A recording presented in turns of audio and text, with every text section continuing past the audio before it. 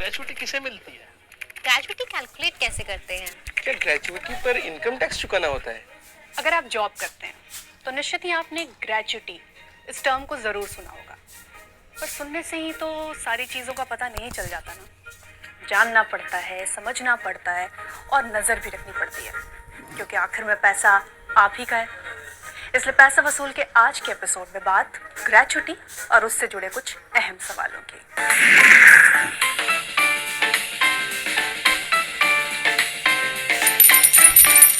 शुरुआत इनके सवाल से। दरअसल ग्रेजुएटी वो रकम होती है जो कंपनी या एम्प्लॉयर आपको आपके कई सालों की सर्विस के बाद देती है। ये आपको आपके रिटायरमेंट के बाद, आपकी नौकरी खत्म होने के बाद या नौकरी छोड़ने के बाद मिलती है। भारत सरकार 1972 में ग्रेजुएटी भुगतान अधिनियम यानी पेमेंट ऑफ ग्रेजुएटी एक्ट लेकर आई। इस अधिनियम के तहत ये अनिवार्य किया गया कि कंपनियां अपने एम्प्लॉय को ग्रेजुएटी का भुगतान करेंगी, बशर्ते वो तय किए गए टर्म और कंडीशंस पूरे करते हैं। ये नियम एम्प्लॉय और एम्प्लॉयर यानी कंपनी और कर्मचारी दोनों पर ही लागू होते हैं। कोई भी कंपनी इस अधिनियम के दायरे में आएगी अगर उसके कर्मचारी की संख्या बीते 12 महीने में किसी भी एक दिन 10 या उससे अधिक हो जाती है। ग्रेजुएटी भुगतान अधिनियम का एक मूलभूत सिद्धांत है, वंस कवर्ड ऑलवेज कवर्ड। मतलब ये कि कंपनी आगे चलकर भले ही अपने कर्मचारियों की संख्या घटा ले, 10 से कम कर ले, लेकिन उसके बावजूद भी उसे अपने कर्मचारियों को ग्रेजुएटी का भुगतान करना ही होगा। अब इनका सवाल कि ग्रेजुएटी का हकदार कौन है। तो अगर आप किसी कंपनी में काम करते हैं और आपको काम करते हुए 5 साल से अधिक का समय हो गया है तो आप ग्रेजुएटी के हकदार हैं। लेकिन अगर आप उन लोगों में से हैं जो साल 2 साल में ही कंपनी चेंज करने का शौक रखते हैं तो आपके हिस्से ग्रेजुएटी नहीं आएगी। सरकार के पेंशन पोर्टल के मुताबिक ग्रेजुएटी 1 साल में 15 दिनों की बेसिक सैलरी और महंगाई भत्ते के बराबर होगी। ग्रेजुएटी होगी कितनी, ये 2 चीज़ों पर निर्भर करती है। एक तो आपके वेतन और आपको नौकरी करते हुए कितना साल हो गया, यानी आपका वर्क ड्यूरेशन कितना है, इस पर। अब सवाल कैलकुलेशन का। तो ग्रेजुएटी कैलकुलेट करने का फॉर्मूला बहुत मुश्किल नहीं है।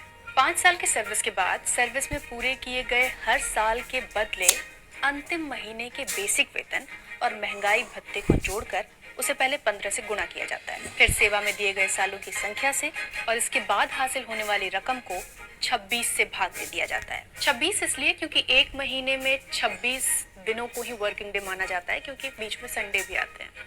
और उसके बाद इस सारे कैलकुलेशन के बाद जो रिजल्ट आएगा वही होगी आपकी ग्रेजुएटी की रकम।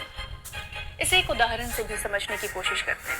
मान लीजिए कि आपने किसी संस्थान में 21 साल 11 महीने नौकरी की है और आपकी अंतिम बेसिक सैलरी 24,000 रुपये थी, जिस पर आपको 26,000 रुपये महंगाई भत्ता मिलता था।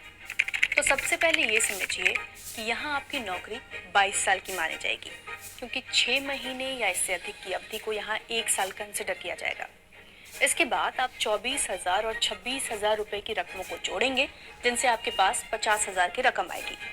इस रकम को 15 से गुणा करने पर 7,50,000 रुपये मिलेगा।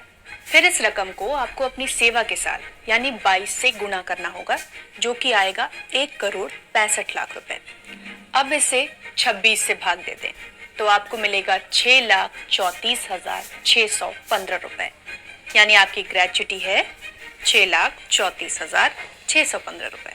अब बारी आपके चौथे सवाल की कि ग्रेजुएटी की रकम क्या टैक्स फ्री होती है। तो इसके लिए पहले मैं आपको ये बता दूं कि ग्रेजुएटी की कोई मिनिमम लिमिट तय नहीं की गई है, मैक्सिमम लिमिट ज़रूर तय की गई है, और वो लिमिट है 20 लाख रुपए। 20 लाख रुपए तक आपकी जो ग्रेजुएटी है वो आप मैक्सिमम अवेल कर सकते हैं, और ये टैक्स फ्री होती है। तो मान लीजिए कि नौकरी के दौरान ही किसी एम्प्लॉय की मौत हो गई, तो इस सूरत में क्या? तो इस सूरत में भी एम्प्लॉय ग्रेजुएटी का हकदार है, और ये उसके नौकरी की अवधि पर डिपेंड करेगा। मैक्सिमम लिमिट जो हमने बताई कि 20 लाख रुपए तक वो ग्रेजुएटी की रकम के तौर पर कंपनी से ले सकता है। दूसरी कंडीशन कि अगर आप रिटायरमेंट आपकी हो गई है या आप नौकरी छोड़ने वाले हैं, नौकरी बदलने वाले हैं, तो उस सूरत में आप 30 दिनों के भीतर ग्रेजुएटी के लिए अप्लाई करने के लिए एलिजिबल हैं, यानी आप 30 दिनों के भीतर ग्रेजुएटी की रकम कंपनी से मांग सकते हैं। तीसरी चीज़ कि अगर कंपनी मुकर जाए ग्रेजुएटी की रकम देने से, फिर क्या? तब आप असिस्टेंट लेबर कमिश्नर के पास जा सकते हैं और अपनी शिकायत दर्ज करा सकते हैं।